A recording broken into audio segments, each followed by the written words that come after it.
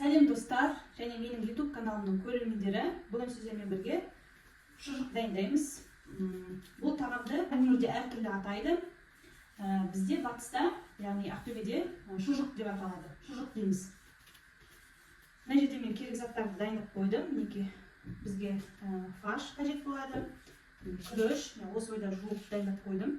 Шай кесемен бір кесе күріш, және тек 2 чеснок, бұрыш, тұз және мынау бүйін, қойдың бүйіні. Қазір осыған салатын боламыз.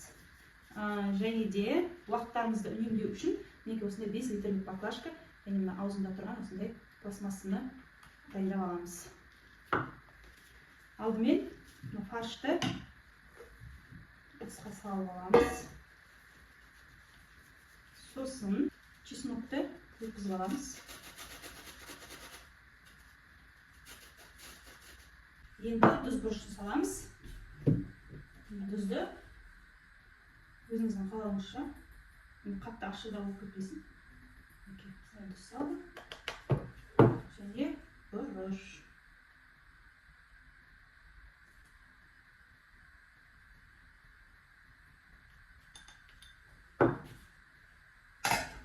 Сосын жаңағы жуылған күрішімізді салып, жақсылап қолымызбен араластырып аламыз.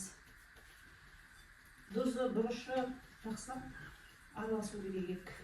Өзіңіздің қалауыңызша лавровый лист қосуға болады. Тез және оңай дайындалатын осы шұжық өте дәмді. Барлығын жақсылап араластырып алдық. Енді бүйінге саламыз. Бүйінді қайта-қайта мінекей тап-таза болғанша жуып аласыздар. Қайтадан теріс айналдырасыз. Жаңағы 5 литр баклажканы күнше өткізіп аламыз мына жерден.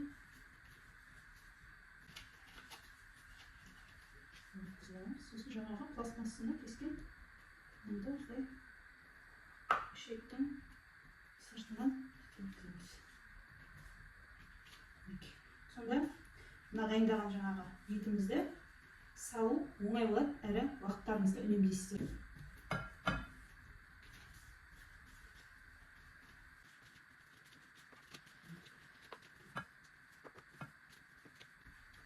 Оңай әрі тез дайындалатын ас. Су қайнағаннан кейін 1 сағаттай пісіріп алсаңыздар уже дайын болып тұрады. Сосын бұны бүйінге салғаннан кейін қаттан ығыздап салмайсыздар. Күріш деген өседі ғой. Ненің бүйінді жыртып жіберу мүмкін. Сол үшін бос тұратындай болу керек.